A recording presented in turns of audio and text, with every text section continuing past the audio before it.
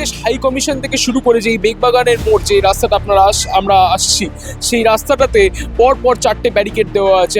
Bangladesh high কমিশনের বাইরে একটা ব্যারিকেড, তারপরেও আরও 2টো ব্যারিকেড, আর তারপর এই লাস্ট এই 3 নম্বর এই ব্যারিকেড।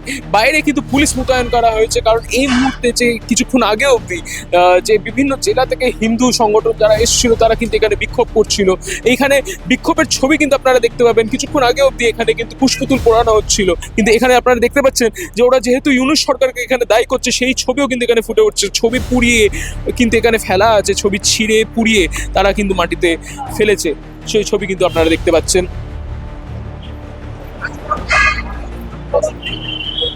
দেখুন, আমাদের 6টা দাবি নিয়ে মেমোরেন্ডাম ছিল।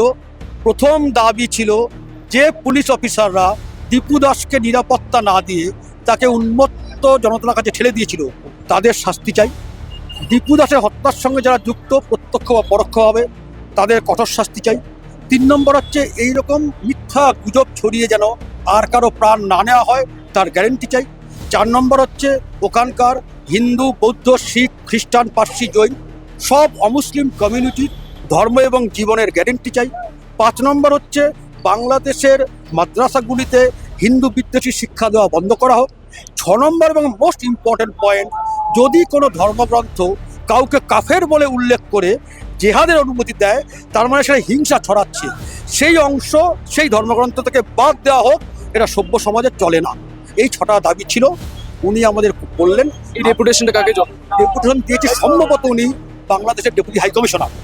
তিনি বলেছেন যে তিনি আমাদের দাবি বাংলাদেশ সরকারের কাছে পাঠিয়ে দেবেন, তারা এই বিষয়ে দেখবেন। আমি তাদের কাছে উদাহরণ সহযোগে বলেছি 54 বছর ধরে হিন্দুরা কেমন নির্যাতনের শিকার, বাংলাদেশের যুদ্ধে হিন্দুরা কত রক্ত দিয়েছে, ফলে হিন্দুরা যেন বৈষম্যের শিকার না হয়। তিনি বলেছেন আমি আপনাদের বার্তা সরকারের কাছে পৌঁছে দেব।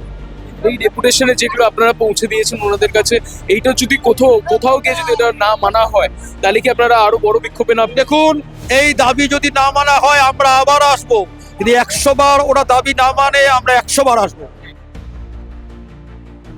যে প্রধান পয়েন্টসগুলো তারা তুলে ধরলো, প্রথম হচ্ছে যে বাংলাদেশের পুলিশ যারা দায়ী গোটা বিষয়টার জন্য, কারণ তারাই কিন্তু উত্তপ্ত জনতার হাতে দীপু দাসকে তুলে দিয়েছিল, সেই কারণে কিন্তু দীপু দাসের আজ এই অবস্থা।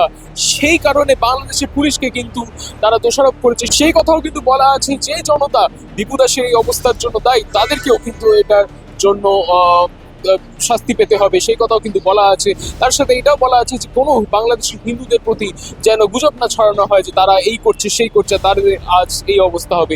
ডেপুটেশন যারা জমা দিতে গেছিল তারা কি বললো আপনাদের সামনে তুলে ধরলাম। এই মুহূর্তে বেগবাগানের কি অবস্থা সেটার কিন্তু সমানে সমানে রিপোর্ট আপনারা পেতে থাকবেন। সেই কারণে চোখ রাখুন দ্য ওয়াল নিউজে, কারণ খবর এখন এখানে। ক্যামেরার রণদীপের সাথে আমি Soumyadip, the wall news, Kolkata.